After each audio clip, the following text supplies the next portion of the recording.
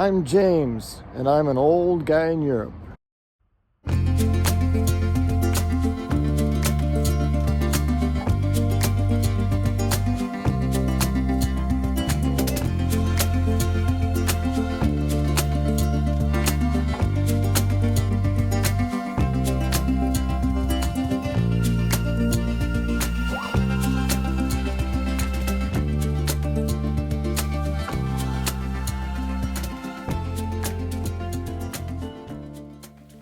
Hello, and welcome to episode 10 of An Old Guy in Europe. Hey, did you know that if you subscribe, you can get automatic notices from YouTube every time an episode of An Old Guy in Europe is published? If you don't want to miss any episodes, you might want to give that a try. Anyway, this week I talk about Heartmath, Challenge Day, and the impact of our thoughts and emotions on the process of moving to a new country. So sit back, relax, and enjoy.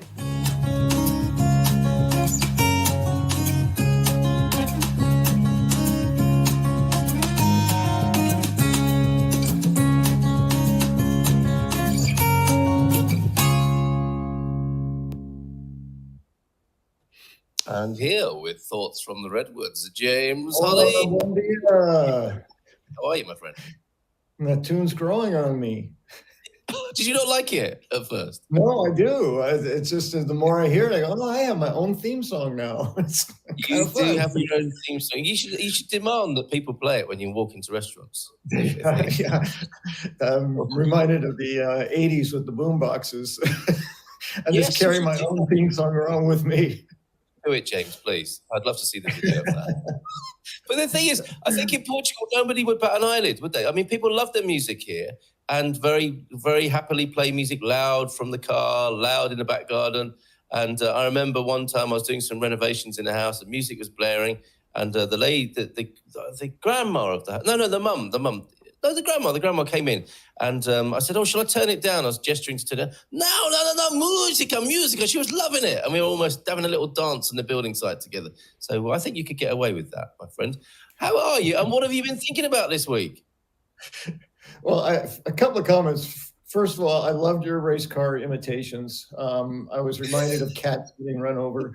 So, Oh, dear. And then you said something earlier that just sets this off really well. And you just said it in passing. You said, I can't remember what day it was. And to me, that is just such an awesome thing to be able to say, right? Isn't it? Oh, This yes. is the life we're living. I can't even remember what day it was. I did All- something all- great. yeah. I don't remember. Yeah, and all the days they roll into each other like that. And Yes. the tour of the picnic parks. I honestly can't remember. I mean, if I focus, I probably can. But there they were, pictures of sunsets, pictures of pine trees, snakes, birds. It all just gelled into one beautiful 3-day weekend that I'm just recovering from now. So yeah, you're absolutely right. Isn't that a lovely thing to be able to say? Absolutely, yes. And I'm realizing that my glasses are fogging up, so I'll take them off. That's So a nice many thing to be able tours to say. Erotic novel entry, I think there, James. His glasses were foggy, so he disrobed himself of the spectacles.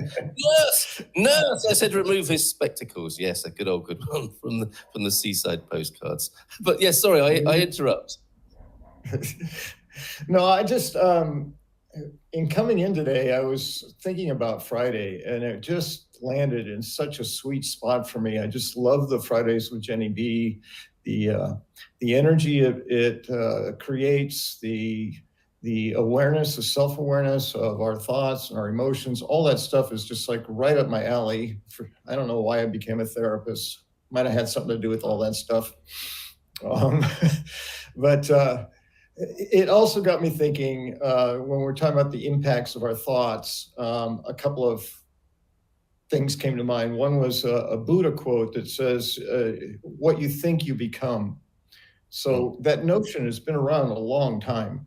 And to me, it is so true. And then you made a comment about, people needing the science to prove the things. And I understood the thought, but it landed with me more in a place of it's not to prove it, it's to understand why. It's like to me, it's a miracle that it happens at all. But when science can say, see, here's what's going on, I just go, oh, that's fascinating, right? It's like, amazing. So it's not that it proved it, it just shows you how and why it does what it does. So to me, that's just added information. So the scientific term now for you think what you become is references to neuronal pathways and how we, with brain plasticity and how we prune our vocabulary and all kinds of amazing things that go on with the brain that I refer to with my clients as building a highway direct to the habitual thought. So if we think negatively, we get more negative, and our first thoughts, our first reaction, straight onto the highway to negativity. So the only way to change that is to build a new highway. Just choose not to go down the negative highway and build a positive one. And eventually, over time, your default will be to head there, or neutral, or whatever choice you make. So neuronal pathways was sort of the modern version of the Buddha saying. That got me thinking about emotions. And I always, when I speak of emotions, try to stay away from referring to them as negative or positive emotions, because to me, there's a quality of judgment, like good or bad. And for me, all emotions are good it's good to have all our emotions, not to like try to not have them. So I got to thinking, why do we refer to the negative emotions as negative emotions versus positive, which goes back to the whole love and fear thing I talked about earlier. And I think that if we look at it, positive emotions are sourced in love and negative emotions are sourced in fear. So that may be one reason. But another is the actual impact that those emotions have on us. Holistically, everything affects everything. So negative emotions have negative impacts. They're unhealthy. They decrease the quality of our health, whereas positive emotions actually heal and increase them. So another reason that we might define them as negative and positive, that's not judgmental. It's just measured on the impact. To that point, and to the amazing wisdom of our bodies and how we're connected, there's been some research done on the contents of tears, of all things. People study so much stuff. It's like, let's see what's in tears. And they found a very clear distinction between reflexive tears, like you get poked in the eye and you get a tear, which are like 98% water, and emotional tears, especially under stress. And what they found is that tears contain high levels of stress hormones when we're under stress or we're expressing emotional tears. So it is just yet another way the body is making an effort to flush itself of things that will eventually poison it. I don't think any of us are going to die from our tears, but it's just another example of how the body is so amazingly responsive to what it needs. Too true. Sounds like they should go in a yellow box. Hazardous waste. Some of them. Yeah. Well, some people, anecdotal. Some people say they notice that their cheeks get redder when their tears are on them, and some people say when they've swallowed stressful tears, they notice a burning in their throat. They don't notice in the absence of them. Things like that. It's all anecdotal, but it would make sense to me. Yeah, too true. So there was some mention of Heartmath, which in trying to understand the heart in new ways. And I felt the educator in me really wanted to raise awareness about this amazing work that this organization has been doing, the Heartmath Institute, for probably close to 30 years now. And actually they're centered in Santa Cruz too. So I just remembered that again here. It's like, oh yeah, of course, Santa Cruz. But what they have found over these years is they started, I imagine it was a PhD thesis on, what the heart is. And as they started looking, they found more and more stuff, and it became this whole other area that nobody realized before. But the heart now, as it's been studied, is actually, as they've determined it, is a sentient organ. Exactly as the brain is a sentient organ, there's an awareness and an ability to communicate with the body that is, while the language of the communication is different, it's no different than the brain communicating to the body. And what they have found is that the heart communicates to the brain and to the rest of the body at a rate of something like 10 times more than the brain communicates to the body. So it's a very, very active organ, and it's sourced in our heart. So it's not just this muscle that's pumping blood. It's actually informing the body and informing us. And if we learn the language of the heart, then we have that much more information to work with in how we maintain our lives. And we talked a little bit about electromagnetic fields that we all produce. And they started with understanding the brain. When you measure electromagnetic fields, you can actually measure the intensity of them from the brain. So they started looking at the heart, and they said, oh, the heart does it too. But if the brain is like this, the heart is like this in terms of the measurements. They've only been able to measure a maximum of 4 feet away from our bodies. The technology only measures that. It could go much farther, but they can only measure out 4 feet. So that means that anytime we're within 4 feet of someone else, we're overlapping our energy. Again, this is the science and the folklore, like coming together again. It's like, to me, it's fascinating. So when someone is in a bad mood and we go in unconsciously we begin to intersect our electromagnetic fields, we begin to be influenced negatively by their negative energy because it's so intense. But if we go into that same field consciously and saying, this goes back to the influence versus control. I'm going to influence their mood rather than letting them influence mine. So I'm going to make a choice, and I'm going to go in with the intention of maintaining a strong, positive electromagnetic field. I'm going to breathe. I'm going to hold warm, loving, compassionate thoughts in my body. I'm going to communicate in loving, respectful ways. And that will overwhelm the negative energy. That's shown that the force field of the positive state is more powerful than the force field of the negative one. So we can actually influence people's moods intentionally without saying a word necessarily, simply by bringing ourselves within proximity in a very positive state. And to me, that is fascinating. We can add our words to it that can then touch them somewhere inside and begin to shift it. But that energy is absolutely amazing. And it is shown to be more healing. Heartmath, I read one of the reports they wrote. They said, if you were a chain smoker, you smoked a pack of cigarettes a day, and you only had the choice to quit smoking or put yourself in a state of what they call heart coherence. I won't go into all the science of it, but it's that very sort of grounded feeling at one with the world sort of place.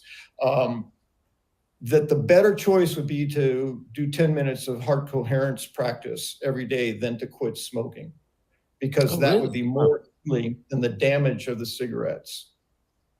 Wow. So our heart, to me, is just this incredibly powerful place of healing and awareness and how we perceive the world around us that I think has not been given its due credit. We give a lot of credit to the brain, our capacity to think and understand and speak and, regulate. Yeah. But the heart, to me, possibly we've learned to overrule it as well, haven't we? Because that's one of the messages of possibly, or one of the takeaways from childhood is about this 4-foot stuff when you're a kid, don't you? You perceive people in this way, and you're not really taught or brought up to acknowledge it and work with it. In many ways, you're encouraged to close it down, or it's a natural response, isn't it, to close it down because it's quite painful sometimes to be Yes.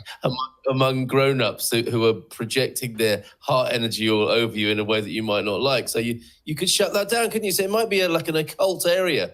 So thank you for speaking out for the heart and its power this morning, Mr. Yeah, Holly. well, I think we tend to avoid any education or discussion around anything emotional, and emotions are related to the heart. I think the heart is probably what's responsible for the emotional aspect of our existence.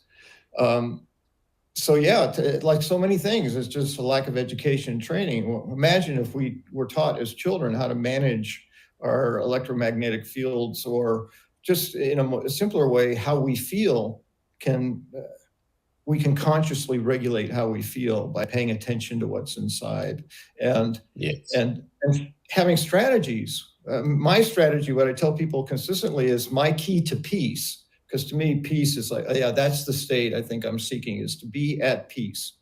My key to that is a practice of gratitude, intentional, always starting with a deep breath. When I catch myself, which goes back to that notice, choose, and act. So I notice that for me, I'm complaining in my head. Right? So I notice that. Then I go to choice. Well, do you want to stay in this place, or do you want to make a different choice? I think I'll choose something else. Okay, what would that be? I think I'd rather be at peace. So how do I get there? For me, it's always with gratitude. So if I'm upset about something, or I'm complaining about something, I'm standing in a long queue when I had an appointment, and they're having a social conversation and taking my time. I'm annoyed just hearing that. Yeah. So I can choose to be annoyed and stand there frustrated and arrive angry and upset, or if I'm aware that I'm complaining, I can choose something else. So if I'm choosing to be at peace, it's like, well, what am I grateful for? First thing in my mind in this process is, I'm grateful I'm in Portugal. I'm grateful I got here. I'm grateful my D7 was approved, and then I had my residency card approved, and I'm here. I'm grateful that this is the last piece of administration I have to do for the next 2 years. So find the things I'm grateful for in that very moment about the things I'm upset about. And immediately, the list of gratitude exponentially grows, and my state becomes more and more and more peaceful. I'm feeling it, James. And sadly, we need to move on this morning. But the gratitude for me is to knowing that, God willing, you'll be back with us next Monday for more thoughts from the Redwoods. Before you go, let me just add. Look, I'm delighted to have been quoted by Heartmath. Look at that first quote on the page. I don't quite know how that happened, but that's what you're talking about, isn't it? The Heartmath Institute. All right, I'll send it to you. Don't worry. I'm blowing my own trumpet this morning, and who doesn't like to blow their own trumpet first thing in the morning? Wow. What James is saying has hit me right between the ears. Be with you in just a moment, Gilda. Would like to learn more. Thank you so much for this. Have a great day, week. And the Good Morning Portugal is so much more than info for expats about Portugal. Oh, yeah, we do talk about expats and Portugal, don't we, from time to time as well? And we're talking about visas and migration for the next hour. Don't worry about that. It is a spiritual healing community both as well. And how much better than that hat could it get? Well, I think even your hat is getting some glory this morning. And I definitely will watch the replay of this video so I could focus on James's wise words. It is a good hat. Does it mean something when it's hung there? Is it a sign to the listeners? I wonder. Okay. It's just a convenient place to let it not get moldy and mildewy. The air circulates around it. It's easy to hang. All right. Yes, there's another reason to be grateful. Very functional. Okay, I will look forward to seeing you back in the comments, and of course, back on our screens next week. Thank you for those thoughts from the Redwoods. Back in the snow.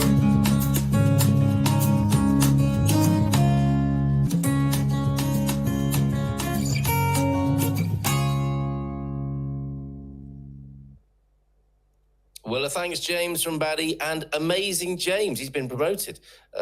Amazing Grace, Amazing James. How sweet the sound this morning. Thank you so much. Expats Portugal delivers again. We're not finished. We are so not finished delivering this morning, because now on your screens, south of Lisbon, Gilda Pereira from Hey, how are you? Hello. Mandela as well. How are you this morning, Gilda? Hello, good morning. First of all, I would like to say that James was amazing, and it's a very good way to start the week with James. Yeah, on a Monday, right? Yeah. I need another weekend to recover from this weekend. There he is, reminding us about gratitude.